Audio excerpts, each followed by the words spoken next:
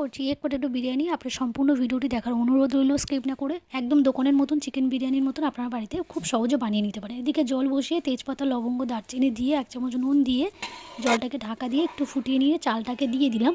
দিয়ে একটা লেবু চিপে দিলাম। ভাতটা একদম ফুটে গেছে, এটা আমি নামিয়ে নেবো। এদিকে ডিম সেদ্ধর জন্য বসিয়ে দিয়েছি। 1 চামচ নুন দিয়ে আলুটাকে ঢাকা দিয়ে কিছুক্ষণ রেখে দিলাম। এদিকে আদা রসুনগুলো আমরা বেটে একদম রেডি করে নেব। সব বাটা হয়ে গেলে এগুলোকে একটা ছাঁকনি দিয়ে ভালোভাবে ছেঁকে নিতে হবে। জুসটাকে আমাদের বার করে নিতে হবে। উপরে যে ছিবড়াগুলো থাকে আদা রসুনের, সেগুলোকে আমরা ফেলে দেব। এবারে সব একইভাবে আমি আদা রসুনের জুস বার করে রেখে দিলাম। ডিমটাকে ভালোভাবে ছাড়িয়ে কিন্তু ওটাকে একটু ফুটো করে রাখতে হবে, মানে কাঁটা চামচ বা যে কোনো কিছু দিয়ে একটু ফুটো করে রেখে দিতে হবে।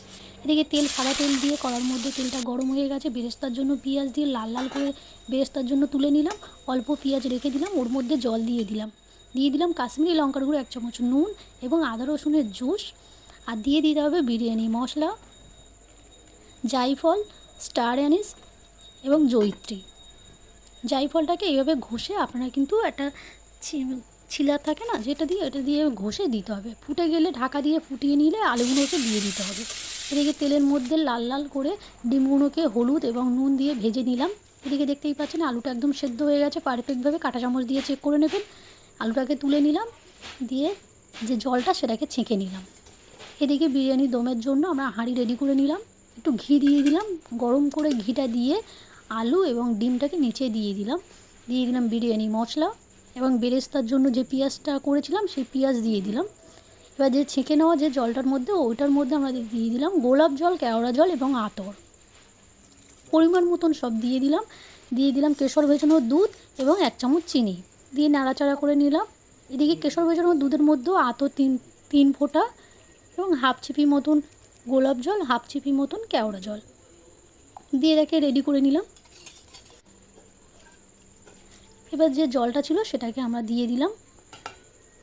দিয়ে আমরা ভাতের পরিমাণ মতন কিন্তু জল দেবেন, বেশি দিলে আবার ভাত গলে যাবে, জলটা মরবে না। এবার বিরিয়ানি মশলা এবং কেশর ভেজানো দুধ দিয়ে আর 1 কোট করে ফের ভাত ওপরে ফের ছড়িয়ে দিতে হবে। ডবল কোট করে ভাত দিলাম। আবার ফের বিরিয়ানি মশলা আর দিয়ে দিলাম যে পেঁয়াজ ভাজার যে তেল ছিল সেই তেলটা দিয়ে দিলাম।